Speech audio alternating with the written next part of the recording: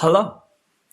This week's on the 80s version of the Twilight Zone. We are watching What Are Friends For?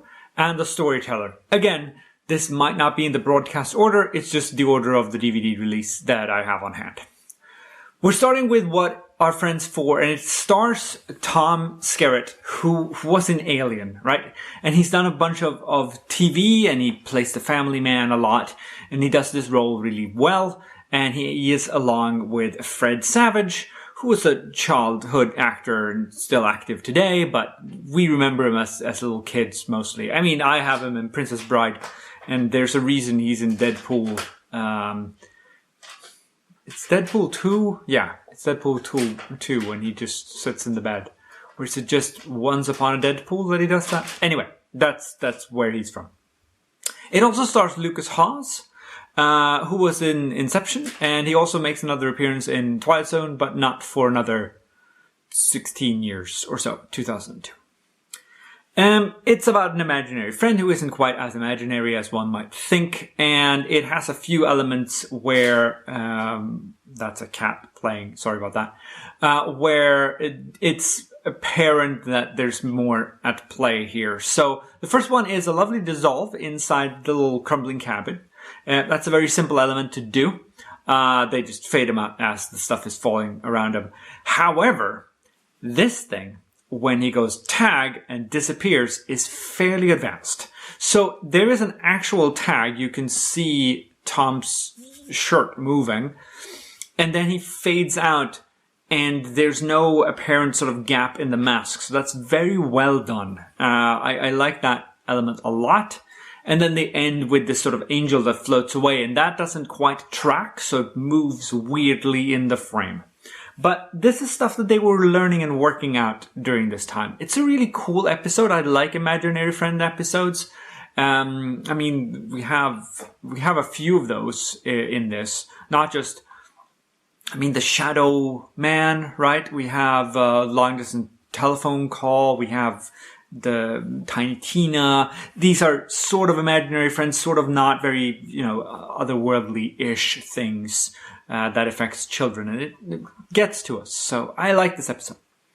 Then we go to The Storyteller, which stars Glynis O'Connor, who is in old age makeup, and she doesn't do all that much in the first segment. It's all about her younger days. And she plays against David Faustino, who of course is Bud from Married with Children, and also has a very nice career for himself now, but I recognize him as Bud. Now, I might be wrong, but I think the outdoor shots on the schoolyard are set in, like they did them both at the same time. There's only two. There's that one. And then there's this one. And I think it's just the same shot. They just cut it and reused the footage. It's not the exact same ball throw, but the kids are in the same spots and stuff. So that happens. She talks to the grandfather Frost, and says that it's nothing serious. Whereas the doctor said it was a compound fracture, which is serious. So she's clearly not understanding what a compound fracture is, or she's just downplaying it so that the old man won't be very upset.